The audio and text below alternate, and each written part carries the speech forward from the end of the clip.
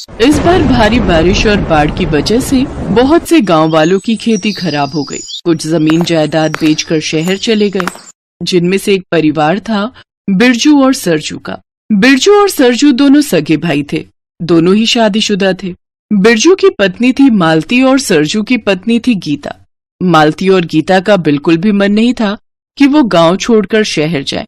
दोनों ही इस बात को लेकर बहुत उदास थी। मालती भाभी, हम इसी गांव में शादी होकर आए।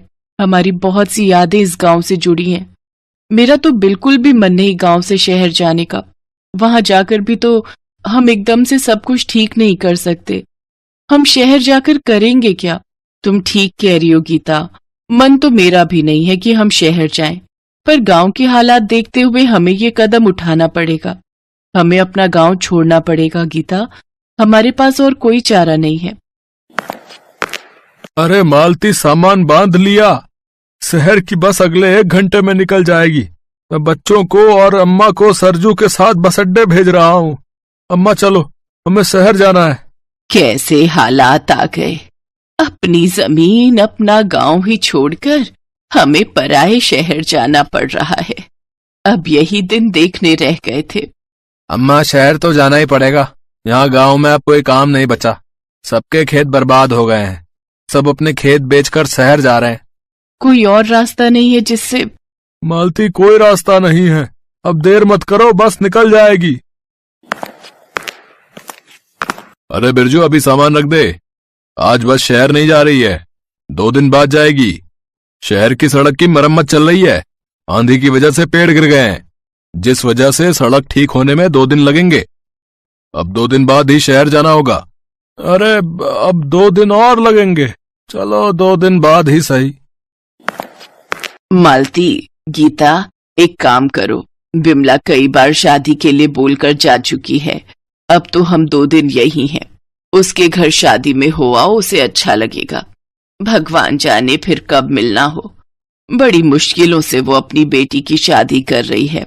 बड़ी मेहनती बेटी है उसकी, शहर में नौकरी करती है। अब उस बेचारी का भी इस दुनिया में है ही कौन। जब इस गांव में रहती थी तो हम लोगों से ही वो बात कर लेती थी। आज जाओगी तो कल सुबह तक लौट आना। अम्मा जी, चले तो जाएंगे, पर लेकर क्या जाए कुछ समझ नहीं आ रहा। हाँ, वो बात तो है। इसी वजह से तो मैं सोच रही हूँ, पर बिमला मेरी पुरानी सहेली है। उसने हमारा साथ बहुत निभाया है। कोई उपहार ले जाना सही रहेगा। मालती भाभी, एक काम करते हैं, हम कुछ हाथ की चूड़ियां बना लेते हैं। हम बिमला चाची की बेटी बिंदिया की शादी में चूड़ियां उपहार में दे देंगे, उन्हें अच्छा लगेगा। हाँ, ये ठीक रहेगा। चलो, तुम और मैं मिलकर हाथ की कुछ चूड़ियां बना लेते हैं।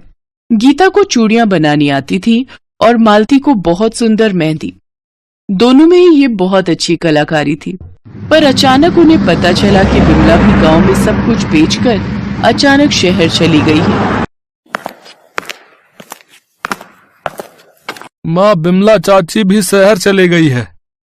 उनके भी गांव में बारिश और बाढ़ ने सब कुछ तबाह कर दिया। अब जो थोड़े बहुत पैसे जुड़े थे वो लेकर वो शहर चली गई है और वहीं अपनी बेटी की जो है शादी कर रही है। मेरे मोबाइल फोन पर उन्होंने किसी के नंबर से फोन किया है। बोल रही हैं कि शहर आकर हम बिंदिया की शादी में जाएं। अच्छा, तो एक काम करो, फिर जब शहर जाएंगे तभी तुम ये उपहार बिंदिया को दे देना। इस बारिश और बाढ़ ने तो सबको परेशान कर दिया, सबके घर तबाह कर दिए हैं। सब लोग 2 दिन बाद जब रास्ता खुल जाता है तो शहर पहुंचते हैं। शहर में पहले ही बिरजू के एक दोस्त ने किराए का मकान ले लिया था, पर अब तो महीने बाद दोनों को मजदूरी के पैसे मिलते। सबके कहने पर मालती और गीता विमला के घर शादी में पहुंचती हैं। विमला की बेटी बिंदिया तो शहर में नौकरी करती ही थी, साथ ही उसे लड़का भी अच्छे घर का मिल गया था। तुम दोनों को देखकर मन बहुत खुश हुआ। अच्छा हुआ तुम दोनों आ गई। बिरजू और सरजू भी आ जाते, और गायत्री क्यों नहीं आई? चाची एकदम से कारखाने की छुट्टी लेना भी ठीक नहीं था। कल ही नौकरी पर पहला दिन था, अभी नई नई नौकरी लगी है, और अम्मा जी सफर से बहुत थक गई थी। उनकी तबीयत ठीक नहीं है, इसलिए हमने कहा कि वो थोड़ा आराम कर ले। हाँ, ये बात तो सही है। चलो तुम लोग बैठो, मैं तुम्हारे लिए कुछ खाने पीने का इंतजाम करती हूँ। मालती भाभी, मैं जानती हूँ आप बहुत अच्छी मेहंदी लगाना जानते हो। मैं चाहती हूँ मेरी शादी की मेहंदी आप लगाओ। मैं आप ही का इंतजार कर रही थी। माँ बोल रही थी कि आप मेरी शादी में जरूर आओगे। हाँ हाँ, मैं तुम्हारे हाथों में मेहंदी जरूर लगाऊंगी। ये देखो बिंदिया, हम तुम्हारे लिए चूड़ी लेकर आए हैं। ये तो बहुत सुंदर है भाभी। हाँ मुझे पता है, माँ बता रही थी आप बहुत सुंदर चूड़ियां बनाते हो। अब तो मालती भाभी भी मेरे साथ चूड़ियां बनाने लगी है। मालती भाभी, गीता भाभी, जब आप दोनों में हुनर है तो आप इस हुनर को व्यापार क्यों नहीं बनाते? चूड़ी मेहंदी के व्यापार से आप अच्छे पैसे कमा सकते हो। शहर में आपकी बहुत बिक्री होगी। आप अपना खुद का चूड़ी मेहंदी का व्यापार शुरू कर सकते हो। हमने तो ये बात कभी सोची ही नहीं बिंदिया। क्या तुम इस काम में हमारी मदद करोगी? हाँ हाँ भाभी, क्यों नहीं। मेरे होने वाले पति ब्यूटी पार्लर में कॉस्मेटिक का सामान देते हैं। उनका कॉस्मेटिक का होलसेल का काम है, तो वो आपकी इस काम में बहुत मदद कर सकते हैं। बिंदिया मालती और गीता को सब कुछ समझाती रही। मालती और गीता बिंदिया की सारी बातों को ध्यान से सुन रही थी। शादी के बाद बिंदिया ने अपने पति से मालती और गीता को मिलवाया। बिमला के पति रमेश की बहुत जान पहचान थी। धीरे धीरे मालती और गीता दोनों ने मिलकर चूड़ी और मेहंदी का व्यापार शुरू किया। मालती और गीता ने कभी भी नहीं सोचा था कि शहर में रहकर इस काम से उनकी बहुत अच्छी कमाई हो जाएगी। मुझे तो यकीन ही नहीं हो रहा कि मेरी दोनों बहुएं इतनी होनहार हैं कि आज तुम दोनों ने अपना खुद का व्यापार शुरू कर लिया। जीती रहो, सदा खुश रहो। अम्मा जी, ये हम दोनों की पहली कमाई है। हाँ अम्मा जी, हम इसे आपको देना चाहते हैं। आप हमारे घर के बड़े हो, आप इस घर को हमसे बेहतर चला सकते हो। हमें आशीर्वाद दो अम्मा जी कि हम अपने इस व्यापार को और आगे तक ले जा सकें और अपने पति की काम में सहायता कर सकें। हाँ अम्मा जी, हम चाहते हैं हमारे बच्चे खूब पढ़े लिखें, खूब नाम कमाएं। हम अपने परिवार के लिए बहुत कुछ करना चाहते हैं अम्मा जी। हाँ हाँ, तुम दोनों जरूर देखना और कामयाब बनोगी, क्योंकि तुम दोनों देवरानी जेठानी में एकता ही तुम्हारी कामयाबी की मिसाल बनेगी। सरजू, हम दोनों भाई बहुत किस्मत वाले हैं जो हमें इतनी अच्छी पत्नियों का साथ मिला। हाँ भैया, आप बिल्कुल ठीक कह रहे हो। हम सचमुच बहुत नसीब वाले हैं। मालती और गीता एक दूसरे के गले लग जाती हैं। आज वो भी बहुत खुश थी कि उनका हुनर उनका सफल व्यापार बन गया। चूड़ी ले लो चूड़ी, लाल पीली हरी नीली सतरंगी चूड़ी। ए बेटी, चूड़ी ले लो बेटी।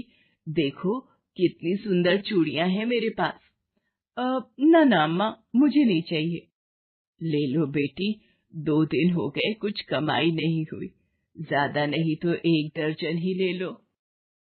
ओफो अम्मा, कहा ना नहीं चाहिए, क्यों फालतू में पीछे पड़ी हो। एक बार फिर कांता को नाउम्मीदी हाथ लगी थी। एक वक्त था जब कांता की कांच की चूड़ियां हाथों हाथ बिक जाया करती थी, लेकिन अब ऐसा नहीं था। एक तो बढ़ती उम्र की मार, ऊपर से मार्केट में एक से बढ़कर एक डिजाइनर चूड़ियों के आ जाने से कांता का काम अब लगभग ठप ही पड़ गया था। कांता पास की ही बस्ती में अपने इकलौते बेटे किशन के साथ रहा करती थी। किशन बचपन से ही अपाहिज था, इसीलिए कांता को ही घर चलाने के लिए काम करना पड़ता था। वो कई सालों से चूड़ियां बेचने का काम कर रही थी, लेकिन वक्त के साथ लोगों की पसंद और जरूरतें अब बदल गई थी, जिस वजह से अब कांता के सामने रोजी रोटी का संकट आ खड़ा हुआ था। हे भगवान, आज भी एक चूड़ी नहीं बिकी। अब क्या होगा? घर में पकाने के लिए कुछ भी नहीं है। कांता ये सब सोच ही रही थी कि अचानक वहां से एक बड़ी सी गाड़ी गुजरी। जिस जगह कांता अपनी चूड़ियां बेचा करती थी, वहां एक मिट्टी का बड़ा गड्ढा था। उस बड़ी सी गाड़ी का पहिया उस गड्ढे से होकर गुजरा, जिस वजह से काफी सारा गंदा पानी उछलकर कांता की तरफ आ गया। अंधा है क्या? अमीरी के नशे में गरीब दिखाई भी नहीं दे रहे क्या? वो गाड़ी आगे जाकर रुक गई थी। तभी उसमें से एक लड़की बाहर निकली और कांता से जाकर बोली, अम्मा जी, माफ कर दीजिए, मेरे ड्राइवर से गलती हो गई। आपका ज्यादा नुकसान हो गया क्या? ज्यादा के लिए है ही क्या मुझ बुढ़िया के पास बिटिया। खैर, अब जो हो गया सो हो गया। जाओ, तुम जाओ अपने रास्ते। लगता है आज का दिन ही खराब है। नहीं अम्मा, आप मुझे बताओ ना, आपका कितना नुकसान हुआ है, मैं उसकी भरपाई कर दूंगी। जाने दो बिटिया, मेरी ये चूड़ियां वैसे भी अब कोई नहीं खरीदता, तो उन पर मिट्टी पड़े या ये टूट जाए क्या फर्क पड़ता है। उस लड़की का नाम मानसी था, जो शहर के एक बड़े बिजनेसमैन की इकलौती बेटी थी और हर रोज उसी रास्ते से अपनी बड़ी सी गाड़ी में बैठकर कॉलेज जाया करती थी। वो कांता को चूड़ियां बेचते हर रोज देखा करती थी, लेकिन कभी गाड़ी से उतरकर चूड़ियां खरीदने के बारे में उसने नहीं सोचा। उस दिन ड्राइवर की गलती से जो हुआ, उस वजह से वो पहली बार कांता से मिली। कांता की बातें सुनकर मानसी को उसके लिए बुरा लग रहा था। वो कांता की मदद करना चाहती थी, लेकिन वो जानती थी कि इसके लिए उसे कोई दूसरा रास्ता अपनाना होगा। अम्मा, वैसे सच में कितनी रंग बिरंगी और प्यारी हैं आपकी चूड़ियां। आप ऐसा करो, मुझे ये वाली और ये वाली भी, ये तीनों एक एक दर्जन दे दो। क्या कहा बिटिया? सच में तुम मेरी चूड़ियां खरीदोगी क्या? हाँ अम्मा, मुझे चूड़ियां पहनना बहुत अच्छा लगता है। आप तो बस ये बताओ कि इतनी चूड़ियों के कितने पैसे हुए। बिटिया, 3 दर्जन ली है तो 60 रुपए हो गए। क्या? क्या सिर्फ 60 रुपए? इतने में क्या होगा? बेचारी अम्मा सारा दिन इतनी तेज धूप में बैठकर चूड़ियां बेचती हैं, और वो भी इनसे कोई नहीं खरीदता। मुझे कुछ करना चाहिए इनके लिए, लेकिन मैं ये करूं कैसे? अगर इनकी सारी चूड़ियां इनसे खरीद भी लूं, तो इतनी सारी चूड़ियों का मैं करूंगी क्या? और घर पर माँ से भी डांट खानी पड़ेगी। क्या हुआ बिटिया, महंगी लग रही है क्या? अच्छा, ऐसा करो, तुम 50 ही दे दो, पर खरीद लो बस। नहीं अम्मा, ऐसी कोई बात नहीं है। ये लीजिए आपके 60 रुपए। अच्छा अम्मा, ये बताइए, आपके पास बस यही चूड़ियां हैं या और भी हैं? हाँ है ना, घर पर रखी है। सबको लाकर क्या करूंगी बिटिया, पहले ये ही बिक जाए। ये बात भी सही है। अच्छा अम्मा, अब मैं चलती हूँ। इसके बाद मानसी अपनी गाड़ी में बैठकर वहां से चली जाती है, लेकिन वहां से जाने के बाद भी वो सारा दिन कांता के बारे में ही सोचती रही। वो किसी भी तरह से कांता की मदद करना चाहती थी। फिर अगले दिन, नमस्ते अम्मा, कैसी हो आप? अरे बिटिया, राम राम। मैं तो बस ठीक ही हूँ, तुम सुनाओ? मैं भी अच्छी हूँ अम्मा, आपसे चूड़ियां खरीदने आई हूँ। अच्छा, और वो जो कल लेकर गई थी, उनका क्या हुआ? वो वो तो सारी की सारी मेरी दोस्तों ने ले ली मुझसे। उन्हें इतनी पसंद आई कि एक भी नहीं छोड़ी मेरे लिए, इसीलिए आज फिर से आई हूँ। लेकिन अम्मा, आज कुछ और चूड़ियां दिखाना, कल जो दी थी उनसे महंगी। बिटिया, उनसे महंगी तो ये वाली है। ये 40 रुपए दर्जन है, और ये वाली 50 रुपए दर्जन। तो ऐसा करो अम्मा, ये 50 वाली 5 दर्जन दे दो। हैं? क्या कहा बिटिया? 5 दर्जन? इतनी तो नहीं है मेरे पास अभी। हाँ, घर पर रखी है, वहां से जाकर लानी पड़ेंगी। चूड़ियां तो मुझे चाहिए अम्मा, मेरी सहेलियों ने मंगवाई है मुझसे, उन सब के लिए लेकर जानी है। ऐसा करते हैं, आपके घर ही चलते हैं, मैं वहीं देखकर रंग भी पसंद कर लूंगी, और वैसे भी अब शाम हो गई है, आपको घर तो जाना ही होगा, तो मैं ही आपको ले चलती हूँ अपनी गाड़ी से। मानसी कांता को उसकी चूड़ियों की टोकरी के साथ अपनी गाड़ी में बिठा लेती है और फिर उसके घर जाती है। घर के नाम पर कांता के पास बस एक टूटी फूटी झोपड़ी थी, जो आधी से ज्यादा तो कांच की चूड़ियों से ही भरी हुई थी। एक कोने में उसका बेटा किशन था, जो बिस्तर पर था। उसे देखकर मानसी ने कांता से पूछा, अम्मा, ये कौन है? ये मेरा बेटा है किशन। ये बचपन से ही ऐसा है, बस ये और मैं ही हैं एक दूसरे का साथ देने के लिए। चलो बिटिया, तुम यहाँ बैठो, मैं तुम्हें चूड़ियां दिखाती हूँ। अब तक तो मानसी सिर्फ कांता की मेहनत देखकर ही उससे प्रभावित थी, लेकिन अब जब उसने कांता की गरीबी और उसके हालात अपनी आंखों से देख लिए थे, तो उसने मन ही मन ठान लिया कि चाहे जो हो जाए, वो कांता की मदद करके ही रहेगी। अम्मा, आप ऐसा करो, आपके पास जितनी भी चूड़ियां हैं, मुझे सारी दे दो। लेकिन बिटिया, तुम इतनी सारी चूड़ियों का क्या करोगी? थोड़ी बहुत सहेलियों को दे दूंगी और कुछ खुद पहनूंगी। और हाँ, मुझे अभी याद आया कि मेरी एक रिश्तेदार है जो चूड़ियों से घर सजाने का सामान बनाती है, तो कुछ उन्हें भी दे दूंगी मैं। अच्छा बिटिया, बहुत अच्छी बात है, भगवान तुम्हारा भला करे। कांता की तो जैसे लॉटरी ही लग गई थी।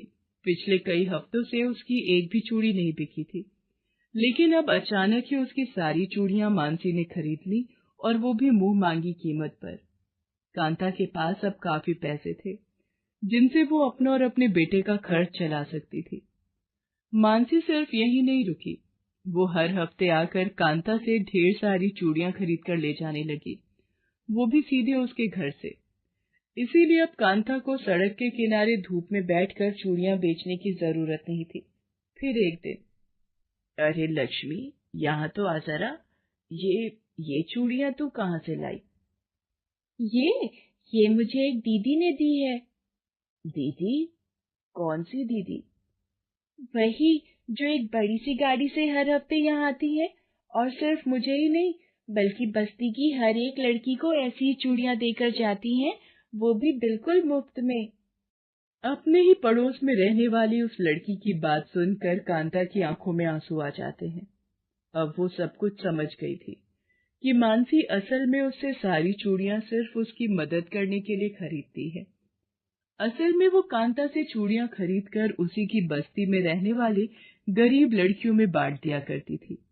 इसके बाद से कांता बड़ी ही बेसब्री से मानसी का इंतजार करने लगी, लेकिन इस बार उससे चूड़ियां खरीदने मानसी नहीं बल्कि सिर्फ उसका ड्राइवर वहां पहुंचा। अरे भैया, पर मानसी बिटिया कहाँ है? वो क्यों नहीं आई चूड़ियां लेने? अब मानसी बेबी नहीं आ पाएंगी। परसों उनकी शादी है और शादी के बाद वो अपने ससुराल चली जाएंगी, जो यहाँ से बहुत दूर है। लेकिन आप चिंता मत कीजिए, मानसी बेबी ने मुझसे कहा है कि मैं हर हफ्ते आकर आपसे चूड़ियां खरीदता रहूं। मानसी के ड्राइवर की बात सुनकर कांता मुस्कुरा दी। उसने हर बार की तरह इस बार भी सारी चूड़ियां पैक करके दे दी और उनकी कीमत भी उस ड्राइवर से दे ली। लेकिन इसके साथ ही उसने उस ड्राइवर से मानसी के घर का पता भी ले लिया और फिर मानसी की शादी के दिन वहां जा पहुंची। उस वक्त मानसी अपनी शादी के लिए तैयार हो रही थी। बेबी जी, वो अम्मा आई हैं बाहर, जिनसे आप चूड़ियां खरीदते हो, अब वो आपसे मिलना चाहती हैं। हाँ, तो उन्हें अंदर लेकर आओ, और हाँ, उनके लिए चाय नाश्ता भी भिजवा देना। राम राम अम्मा। राम राम बिटिया। हाय, नजर न लगे मेरी बच्ची को, सचमुच परी लग रही हो। बस एक कमी है, लेकिन कमी? कैसी कमी अम्मा? कांता फौरन अपने झोले से सुर्ख लाल रंग की कांच की चूड़ियां निकालकर अपने हाथों से मानसी को पहना देती है। ये करते हुए उसकी आंखों से आंसू बह रहे थे। बिटिया, ये सिर्फ चूड़ियां नहीं है, ये आशीर्वाद है इस गरीब बुढ़िया का। तुमने जो मेरे लिए किया, वो करने के बारे में कोई सोचता तक नहीं। अब बस एक आखिरी वादा मांगने आई हूँ बिटिया। हाँ अम्मा, बताओ ना। बिटिया, जब कभी ससुराल से अपने मायके आओ, तो अपनी इस बूढ़ी अम्मा से मिले बिना वापस नहीं जाना। इसके साथ ही मानसी कांता को गले से लगा लेती है। भले ही माली हालत में कांता और मानसी की कभी बराबरी नहीं हो सकती थी, लेकिन सिर्फ कांच की चूड़ियों ने इन दोनों के बीच जो रिश्ता बना दिया था, वो बहुत खास था। इस वीडियो को लाइक करें, हमारे चैनल को सब्सक्राइब करें, बेल आइकन जरूर प्रेस करें हमारी न्यू वीडियो सबसे पहले देखने के लिए।